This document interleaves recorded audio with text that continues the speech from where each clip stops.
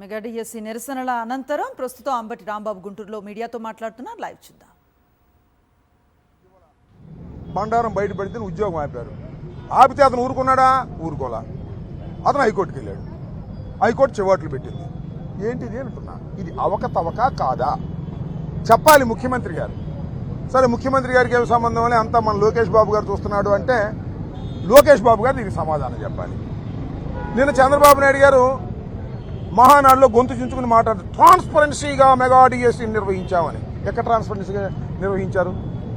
16,000 పోస్టులుంటే 3% చొప్పున 421 పోస్టులను స్పోర్ట్స్ కేటాయించారు. స్పోర్ట్స్ సర్టిఫికేట్లు ఇచ్చారు. ఎవరు? మన లోకేష్ గారి నాయకత్వంలో ఒక మనిషిని పెట్టి అసలు ఆటలంటే తెలియని వాడికి స్పోర్ట్స్ సర్టిఫికేట్లు ఇచ్చారు. 421 మందికి ఇచ్చారు. వాళ్ళందరికీ ఉద్యోగాలు ఇచ్చారు. ఇచ్చే టైంలో ఏం చేశారు?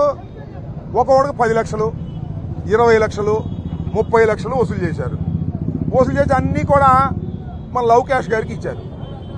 ఇది దుర్మార్గమైన పని. మెగా డిఎస్సీలో పోస్టులు అమ్ముకునేటటువంటి స్థాయికి విద్యాశాఖ మంత్రి గారు నారా లోకేష్ గారు లవ్ క్యాష్లో దిగజారిపోయాడనే విషయాన్ని చాలా స్పష్టంగా అర్థమవుతున్నటువంటి అంశాలు. దీని మీద విచారణ జరపమని డిమాండ్ చేస్తున్నాం. ఇవాళ రాష్ట్ర వ్యాపితంగా విద్యార్థి విభాగం పిలుపునిచ్చింది. మన గుంటూరు జిల్లాకు చెందినటువంటి చైతన్య రాష్ట్ర అధ్యక్షులు, అదేవిధంగా మన జిల్లాకు చెందినటువంటి నవీన్, వినోద్, వీళ్ళందరూ కలిసి పిలుపునిస్తే భారీ ఎత్తున అంబేద్కర్ విగ్రహం దగ్గర మేము నిరసన చెప్పాం.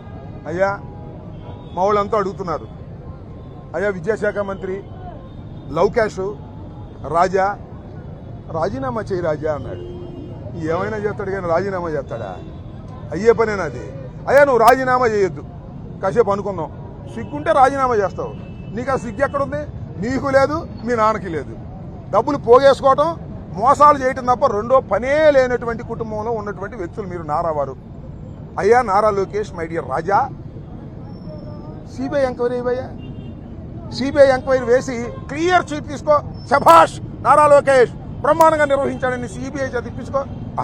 సిబిఐ ఎంక్వైరీ అయ్యవు, రాజీనామా చేయవు, అడిగిన దానికి సమాధానం చెప్పవు, డబ్బులు మాత్రం వసూలు చేసుకుంటావు. చివరికి డిఎస్సి ఎగ్జామ్స్ కూడా స్పోర్ట్స్ సర్టిఫికేట్లు అమ్ముకునేటటువంటి కార్యక్రమం చేస్తున్నావు. ఇది చాలా దుర్మార్గమైనటువంటి విషయం. మిస్టర్ నారా లోకేష్, ఇప్పటికైనా తెలుసుకో. నువ్వు చేస్తున్నటువంటి అడ్మినిస్ట్రేషన్ అంతా కూడా దౌర్భాగ్యంగా ఉంది. నీ శాఖనే నువ్వు సరిగా నిర్వహించలేనటువంటి దుస్థితిలో నువ్వు ఉన్నావు. దీనికి సమాధానం చెప్పాలని మేము కోరుతున్నాం. తక్షణమే మేము చేసేటటువంటి డిమాండ్స్, వైఎస్ఆర్ కాంగ్రెస్ పార్టీ విద్యార్థి విభాగం ఇవాళ ఈ పెద్ద ఎత్తున జరిగేటటువంటి నిరసన కార్యక్రమంలో వారు డిమాండ్ చేస్తుంది ఒకటే, మీరు రాజీనామా చేయమని. సస్తే చేయవు, నాకు తెలుసు. కానీ నువ్వు సిబిఐ ఎంక్వైరీ అయ్యా రాజా. రాజీనామా అంటే నీ ఉద్యోగం పోద్ది. సిబిఐ వేస్తే ఏమైంది? ఏం కాదుగా. అప్పుడు కూడా నీ ఉద్యోగం పోద్దని భయం, ఎందుకంటే అవకతవకలు ఉన్నాయి కాబట్టి. కనీసం సిబిఐ ఎంక్వైరీ వేసి దీనిలో అన్యాయం జరగలేదని ప్రజలకు అర్థమయ్యే విధంగా చెప్పాల్సిందిగా కోరుతున్నాను. మీ నాన్నగారు గొంతు చించుకున్నా, నువ్వు గొంతు చించుకున్నా, దీనిలో దగా జరిగింది, మోసం జరిగింది. నిరుద్యోగుల్ని మోసం చేసేటటువంటి దౌర్భాగ్యమైన పరిస్థితికి మీరు దిగజారిపోయారు. నిరుద్యోగ భృతి అన్నారు, ఇంతవరకు నిరుద్యోగ భృతి లేదు.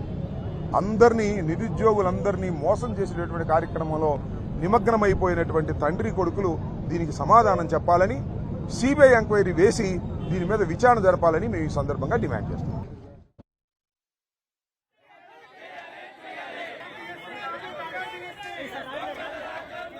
డిఎస్సి పోస్టులను అమ్ముకునే స్థాయికి విద్యాశాఖ మంత్రి దిగజారిపోయారని ఆరోపించారు అంబటి రాంబాబు. ఖచ్చితంగా డిఎస్సిలో అవకతవకలు జరిగాయి, ఇది నిజం అని నిరూపించడానికి ఆధారాలు స్పష్టంగా కనిపిస్తున్నాయి. ఒకవేళ ఇది అబద్ధం అని రుజువు చేయాలనుకుంటే గనక దీనిపై విచారణకు ఆదేశించండి, తదుపరి పరిణామాలని గమనించండి అని చెప్పి ఆయన సూచిస్తూ ఉన్న పరిస్థితి. గుంటూరులో పెద్ద ఎత్తున దగా డిఎస్సి పేరుతో నిరసనలు తెలిపిన అనంతరం ఆయన మీడియాతో మాట్లాడటాన్ని ఇప్పటి వరకు మనం చూసాం. ప్రభుత్వంపై